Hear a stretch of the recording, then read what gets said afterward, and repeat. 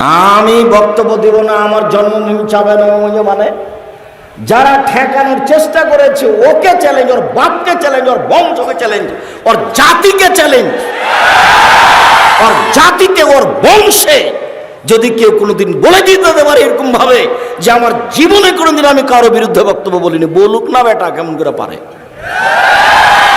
আমি আমার জীবনে কোনোদিন কোরআন হাদিসের বাইরে বলিনি, কেসা কাহিনী বলিনি, বলুক না।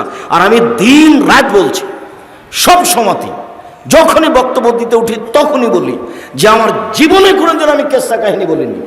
আমি চাঁপাইনবাবগঞ্জে বক্তব্য দিতে পারবো না মানে 90 সাল থেকে এখন পর্যন্ত আমি কোনোদিন অপ্রয়োজনীয় বাক্য বলিনি। এমন কোনো মায়ের বেটা আছে কেউ বলে না কেন সাহস করে?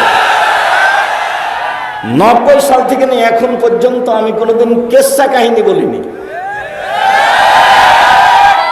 আর 90 সাল থেকে এখন পর্যন্ত আমি কোনোদিন দেশ বিরোধী কোনো বক্তব্য বলিনি। 90 সাল থেকে এখন পর্যন্ত আমি কোনোদিন মাযহাবের বিরুদ্ধে একটা বাক্য বলিনি।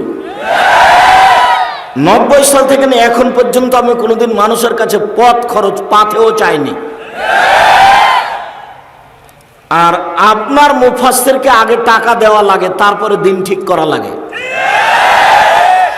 সারা পৃথিবীতে যত বাঙালি আছে, কোন বাঙালি যদি কোনোদিন বলে দিতে পারে আব্দুর রাজ্জাক সাহেব একদিন আমার কাছে পথ খরচ পাথেও চেয়েছিল, আমি সেদিন থেকে আর জাতির সামনে বক্তব্য দেব না।